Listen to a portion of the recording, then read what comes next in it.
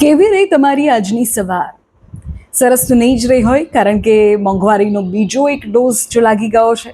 પહેલા તમારી સવારની ચા મોંઘી થઈ ગઈકાલે અને પરમ દિવસે સમાચાર આવ્યા કે અમૂલ અને મધર ડેરીએ દૂધના ભાવ વધારી દીધા છે.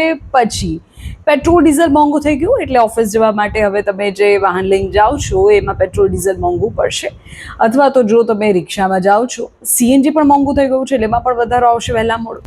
મોટા સમાચાર છે. સામાન્ય જનતા પર મોંઘવારીનો વધુ એક મોટો ફટકો પડ્યો છે. દૂધ, પેટ્રોલ, ડીઝલ અને સીએનજી બધું જ મોંઘું થઈ ગયું છે. આંતરરાષ્ટ્રીય બજાર અને મધ્ય પૂર્વમાં વધી રહેલા તણાવની સીધી અસર ભારતના ઈંધણ પર જોવા મળી રહી છે.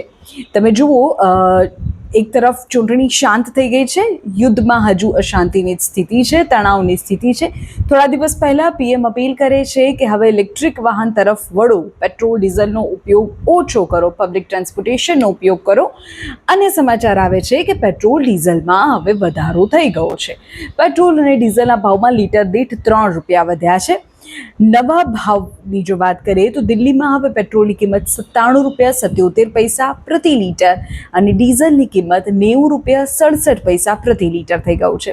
એક તરફ ગરમીનો પારો વધી રહ્યો છે અને બીજી તરફ મોંઘવારીનો પારો પણ આસમાને છે. ઓઇલ કંપનીઓનું કહેવું છે કે આંતરરાષ્ટ્રીય પરિસ્થિતિઓના કારણે તેમની ખર્ચ વધી રહ્યો છે. લીટર દીઠ 25 થી 30 રૂપિયાની તો તેઓ ખોટ ખાઈ રહ્યા છે. અને આ વધારાની સીધી અસર હવે સામાન્ય માણસના ખિસ્સા પર પડશે. રિક્ષા ચાલકો, ખાનગી વાહન માલિકો, બધી જ રીતે મુસાફરી હવે મોંઘી બનશે. અગાઉ દૂધના ભાવમાં થયેલા વધારા બાદ હવે આ ઈંધણના ભાવ વધારાથી ઘરના બજેટને તો સીધી અસર થવાની છે. સીએનજી પણ 2 રૂપિયા કિલોએ વધ્યા છે.